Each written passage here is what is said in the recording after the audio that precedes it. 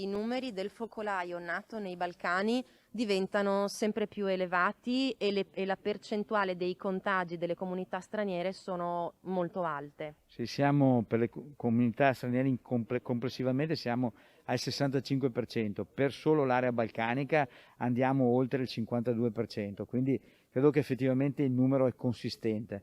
Quello che ci fa ben sperare è che oggi sta rientrando tutta la popolazione che è stata in vacanza nei propri territori, quindi brevi piccoli segnali di diminuzione del contagio li abbiamo. È chiaro che la sorveglianza, il contact tracing, lo stare addosso e verificare tutte le situazioni con l'aiuto dell'imprenditoria, con l'aiuto dei comuni è fondamentale, perché altrimenti il rischio di ulteriori contagi e arrivi in ospedale è reale.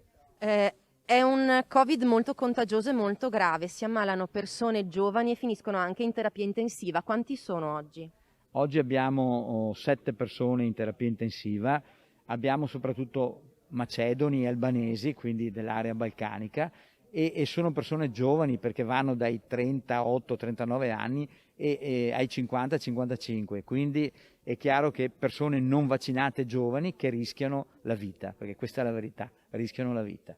C'è stato anche un decesso ieri, un uomo giovane, sano, un padre di famiglia che purtroppo è morto in terapia intensiva.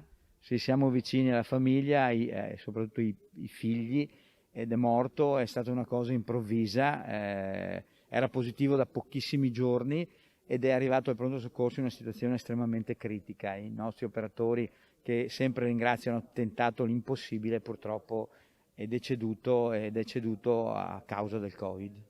Il messaggio è questo: sono persone giovani, sappiamo tutti, a prescindere da tutti i ragionamenti che vengono fatti, che la vaccinazione salva la vita, cioè non si arriva in terapia intensiva e non si muore. Il messaggio è questo: cercate come comunità di capire che è fondamentale vaccinarsi. Quindi noi siamo disponibili, lo abbiamo detto anche con i sindaci, in qualsiasi ora ad arrivare all'interno delle comunità col camper. L'importante è arrivare a fare la vaccinazione.